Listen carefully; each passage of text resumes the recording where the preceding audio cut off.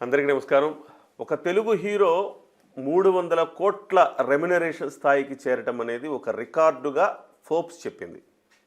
Top రెమ్యునరేషన్లు ఎవరెవరు తీసుకుంటున్నారన్న లిస్టులో first Allu Arjun, second Vijay, ఆ తర్వాతే షారూఖ్, సల్మాన్ లాంటి వాళ్ళు ఉన్నారు, అమీర్ ఖాన్ లాంటి వాళ్ళు ఉన్నారు. అయితే మనం అందరం గుర్తు చేసుకోవాల్సింది, ఒక సందర్భంలో బిగ్గర్ దెన్ బచ్చన్ అని టైమ్స్ మ్యాగజైన్లో చిరంజీవి గారి ఫోటో వచ్చి ₹1 కోటి పారితోషికం తీసుకున్న తొలి హీరో, ఇండియన్ హీరో అని చెప్పేసి వేశారు. ఆ తర్వాత మళ్ళీ అలాంటి ఘనత మళ్ళీ అల్లు అర్జున్కి దక్కింది అని చెప్పాలి. సో ఈ అంశం మీద మాట్లాడతాం. మనతో పాటుగా ప్రముఖ సామాజిక రాజకీయ విశ్లేషకులు చందు శ్రీనివాస్ గారు ఉన్నారు. సార్ నమస్కారం. సార్ నమస్కారం అండి. నిజమే అంటారా ఇది? 100% ఒప్పుకోవాల్సిందే. ఎందుకు అన్డౌటెడ్లీ ఒప్పుకోవాలి.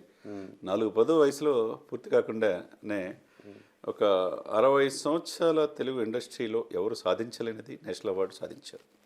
అది అప్రిషియేట్ చేయాల్సిందే. దానికి మీరు అన్నట్టుగా అంత కాన్లమయమైన ఈ ఇండస్ట్రీలో వాళ్ళను కూడా కాదని 300 కోట్లు తీసుకున్న పారితోషికం తీసుకొని ఫోర్బ్స్ మ్యాగజైన్లో ఫస్ట్ ప్లేస్లో కొట్టినందుకు మనం అభినందించాల్సిందే. ఇదేం లెక్క కాదుగా, అంటే సుకుమార్ గారి లెక్క కాదు కదా, పబ్లిసిటీ లెక్కల మాస్టర్ చాలా క్లారిటీగా ఉంటాడు. ఎందుకంటే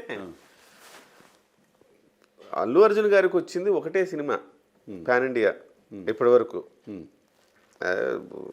అదే విధంగా చూస్తే మనకు షారూఖ్ ఖాన్, సల్మాన్ ఖాన్, అమీర్ ఖాన్ ఇలాంటి వాళ్ళకి మనం ఖాన్ల త్రయమైన వాళ్ళు 1000 కోట్ల మార్కును దాటిన సినిమాలు 2-3 ఉన్నాయి.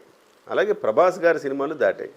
వీళ్ళందరిని మించి అల్లు అర్జున్కి అంటే ఎక్కడో ఇదేదో సుకుమార్ గారి లెక్కేసి గిరిగీసి కొడుతున్నారేమో 300 కోట్లు అని చెప్పేసి ఒక ప్రచారాన్ని చేసుకుంటున్నారు. ఇప్పుడు 300 కోట్లు చెప్పారు అంటే ఫోర్బ్స్కి వచ్చింది అంటే అన్ని గణాంకాలు చూసే వేస్తారు. గణాంకాలు ఇచ్చుంటారు, ఒక లెక్క ప్రకారం ఇచ్చుంటారు. డబ్బులు కట్టాలి, ట్యాక్స్ కట్టాలి. 300 కోట్లు లెక్క చెప్పారంటే దానికి ట్యాక్స్ కూడా కట్టాలి. అవును, సినిమాకి 500 కోట్లు అయింది అనుకోండి ఉదాహరణకు. ఇప్పుడు 1000 కోట్లు మార్కెట్ చేసేసింది సార్. ఆల్రెడీ చేసింది. ఫస్ట్ రోజు కలెక్షన్ 270 కోట్లకి వాళ్ళు పెట్టుకున్నారు అంతే. ఇప్పుడు పాట్నా వెళ్ళినా, చెన్నై వెళ్ళినా, నేను కేరళ వెళ్ళినా, ఎక్కడికి వెళ్ళినా విశేష ప్రజాదరణ ఉందా? ఆటోమేటిక్గా దానికి అంత హైప్ క్రియేట్ చేశారు. సరే, ఎక్కడో బాహుబలి 2లు ఇవన్నీ కూడా తీసి RRRలు ఆస్కార్ రేంజ్కి ఒక సిస్టమేటిక్గా వెళ్ళినప్పుడు పుష్ప 2 వెళ్ళటం ఏం పెద్ద ఇది కాదు. దాన్ని మరల్చిన తీరు, మార్కెట్ని అందిపుచ్చుకొని ఎమర్జ్ అవుతున్న తీరు. ఇప్పుడు December 5 రిలీజ్ అవుతుంది. December 5 లోపు సభలు పెడుతున్నారు ఎక్కడెక్కడ వేరే ప్లేసుల్లో. ఎక్కడికి వెళ్ళినా చూడండి, వ్యూహాత్మక చాలా పర్ఫెక్ట్గా సక్సెస్ఫుల్గా ఇదవుతుంది. కానీ దాని మీద కూడా విమర్శలు ఉన్నాయి చంద్ర శ్రీనివాస్ గారు. ఎలా అంటారు?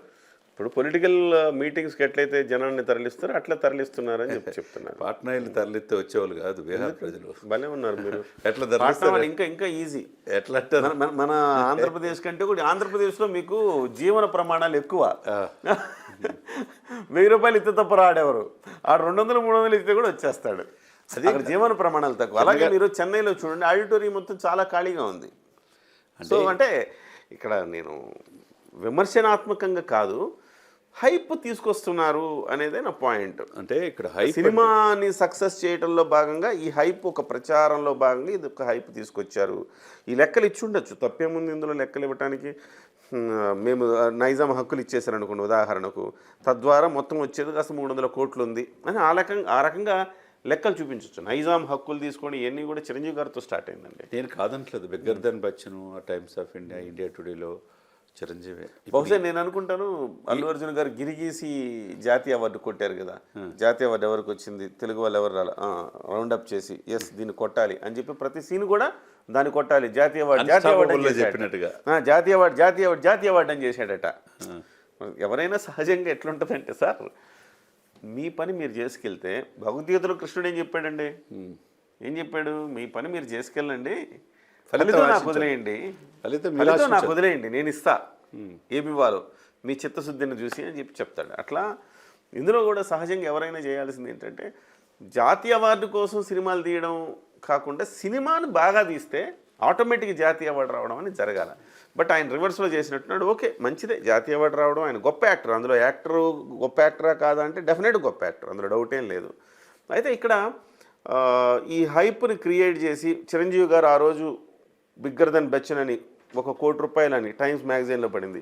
ఇవాళ నాది కూడా పడాలంటే ఏం చేయాలి, 300 కోట్లు అని చెప్పి నాది కూడా పడాలి, ఇట్లా గిరిగీసి రౌండప్ చేసేమని కొట్టారని డౌట్ సార్. సరే ఏదేమైనా కానీ ఇక్కడ విషయం ఉందా లేదా, బుల్లెట్ దిగిందా లేదా, ఇప్పుడు రేపు సినిమా రిలీజ్ అవుతుందా లేదా, ఇవన్నీ అవుతుంది. కాబట్టి దాన్ని పరిగణలో తీసుకోవాలి మనం, దాన్ని ఎక్కువగా ఆలోచించాల్సిన అవసరం లేదు. అంటే ఒక తెలుగు వాళ్ళగా మనం లేకుండా సినిమా ఇష్యూస్ ఏం లేకుండా వెళ్ళిపోతుంది. ఏం లేదు, ఇష్యూస్ ఏమి ఉండవు ఇక్కడ. ఒకప్పుడు మీరు అన్నారు కదా క్షమాపణ చెప్తే తప్ప పుష్ప 2 చూడరని, మన ఛానల్లోనే అన్నా దాదాపు 3 లక్షల మంది చూసారు ఆ వీడియో. కరెక్టే, నేను అప్పుడున్న సిచ్యువేషన్స్ అలా ఉంది. ఆ సిచ్యువేషన్ రాచి ఎప్పుడైతే అన్స్టాపబుల్ ఆయన ఈయనకి మించిన ధైర్యం ఇంకొకరికి లేదు, నేను దగ్గరగా చూశానని చెప్పేసి ఆ ధైర్యాన్ని పొగిడాడు కదా, సరిపోయింది, తగ్గిపోయింది, అంతే తగ్గిపోయింది. సాటిస్ఫై అయిపోతారంటారు. ఏం పర్లేదు అంటే కొన్ని జరుగుతూ ఉంటాయండి. దాన్ని కుడిమిస్తే పండగ అండి, చాలా బోళా శంకరులు అండి మీ పవన్ కళ్యాణ్ అభిమానులు. ఎవరు పవన్ కళ్యాణ్ అభిమానులు కాదండి, ఇక్కడ మెగా అభిమానులు. ఇక్కడ మెగా అనే పెద్ద వృక్షం కింద పెరిగినాయి అవన్నీ ఎవరైనా, అవునా కదా. కాబట్టి అల్లు అర్జున్ ఏమి అతిథుడేం కాదు దీంట్లో, ఆయన చూసి ఆయన స్ఫూర్తిగా పొంది ఈ మధ్య వీడియోలు వస్తున్నాయి. ఆ రోజు గంగోత్రికి రాఘవేంద్రరావు చెప్పి సినిమా ఇప్పించింది ఎవరు, చిరంజీవి గారు కాదా. అంతే, ఆయన ఎదుగుదలలో పతిథి చిరంజీవి గారు లేకుండా వీళ్ళు ఎవరు లేరండి. ఆయన స్ఫూర్తిగా ఆయన ఫోటో పెట్టుకోవాల్సింది ఎవరైనా. కాబట్టి మర్చిపోతున్నాడనే కదా సరే గోలంతా. సరే ఫ్యాన్స్ వల్ల నేను హీరో అవుతున్నాను అని చెప్పి చెప్తున్నాడనే కదా గోలంతా. వయసు కదా సార్, ఎవరైనా కానీ హీరోకి ఫ్యాన్స్ తయారవుతారు కానీ ఫ్యాన్స్ వల్ల హీరో తయారవుతారు. కరెక్టే ఆయన కుర్రోడు కదా సార్, 4 పదుల వయసు కదా, 5 పదుల వయసు వచ్చేదానికి 4 పదుల వయసు అప్పుడే తెలియకపోతే ఎట్లా సార్, తెలుసుద్ది. ఇప్పుడు అదే కనుక, ఇప్పుడు సపోజ్ మా నాయన అయితే ఏమంటాడంటే ముడ్డి కిందకి 40 ఏళ్ళు వచ్చినాయి ఈ మాత్రం తెలియదారా అంటాడు నన్ను అయితే. మీ నాయన కూడా అదే అంటాడు కదా. సో నేనేమంటున్నానంటే 4 పదుల వయసు అనేది చిన్న వయసు కాదు సార్. 4 పదుల వయసులో దేశాన్ని పాలిస్తున్న వాళ్ళు ఉన్నారు సార్. కరెక్ట్. నేను యోగి ఆదిత్యనాథ్ కూడా 44 సంవత్సరాలే. మరి కరెక్ట్. నేనేమంటానంటే కిరణ్ గారు, ఈ రోజు కాకపోయినా రేపైనా ఈ సినిమా రిలీజ్ అయ్యే లోపు కనుక ఆయన కొద్దిగా యాటిట్యూడ్ పాయింట్ ఆఫ్ చేంజ్ చేసుకొని ఈ ఆరోపణలు, ఈ ఫ్యాన్స్ గోల, ఎవరు పేకలేరు, ఈ రకరకాల ఓటింగ్లు, ఫ్లెక్స్లు ఇవన్నీ కూడా తీసేసేయాలంటే ఒకటే మార్గం ఏం చెప్పనా, ఉపాయం. జస్ట్ పవన్ కళ్యాణ్ గారి దగ్గరికి వెళ్ళి ఒక్కసారి 5 నిమిషాలు కలిస్తే చాలు, అన్నీ పోతాయి. ఏమంటారు, అవునంటారు కదంటారు. డెఫినెట్గా ఏముందంటే పెద్ద విషయం కాదు. ఆయన ఉప ముఖ్యమంత్రి సార్. ఆయన ఇప్పుడు స్పెషల్ షోలో కూడా ఆయన వేయాలంటే, రేపు దేవరకు స్పెషల్ షో ఎవరిచ్చారు, టూరిజం సినిమా ఫోటోగ్రఫీ కందులు దుర్గేష్ అంటే ఎవరిది, పవన్ కళ్యాణ్ పరిధిలో ఉంటుంది. ఇండస్ట్రీ పోయినా ఎవరు కలవాలా, పవన్ కళ్యాణ్. ఆయన జగన్మోహన్ రెడ్డి కాదు కాబట్టి ఇవన్నీ పట్టించుకోడు. కానీ జగన్మోహన్ రెడ్డి అయితే దండం పెట్టించుకున్న తర్వాతనే సంతకం పెడతాడు. ఇక్కడ కాదు కానీ అర్థం చేసుకోవాలా, ఎక్కడ తగ్గాలో అక్కడ నేర్చుకొని ముందుకెళ్తే మంచి భవిష్యత్తు అల్లు అర్జున్ గారికి ఉంటుంది అనేది మనం చెప్పాలి. Anyway sir, thank you very much Chandra Srinivas గారు.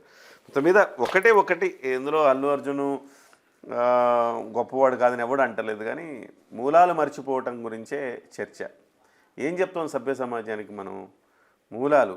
అల్లు అర్జున్ గారు తన కొడుకు ఏం చెప్తాడు, సో తండ్రిని గౌరవించాలని చెప్తాడా లేదా, అంతే. సో మూలాలు మర్చిపోవద్దు, ఎక్కడి నుంచి ఎదిగామనేది మర్చిపోవద్దు, ఏ చెట్టు కొమ్మ ఆసరా తీసుకొని మనం పైకెక్కామనేది మర్చిపోవద్దు అనేది సహజంగా నీతి. అది ఆ నీతి తప్పితేనే ఇలాంటి ఒక నెగిటివ్ కోణంలో కూడా చర్చించాల్సి వస్తుంది తప్ప, అల్లు అర్జున్ గారు గ్రేట్. 300 కోట్ల రూపాయలు పారితోషికం తీసుకుంటున్న తొలి హీరోగా ఆయన రికార్డు సృష్టించడం తెలుగువాడిగా మనం గర్వించదగ్గ అంశం.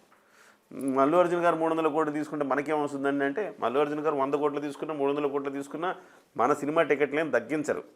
కాకపోతే బిగ్గర్ దెన్ బచ్చన్ అన్నట్టు ఇప్పుడు బిగ్గర్ దెన్ ఖాన్ త్రయం అని మనం చెప్పుకునే ఒక అవకాశం, ఒక ప్రైడ్ తెలుగు వాళ్ళకి దక్కుతుంది. అంతే. నమస్తే.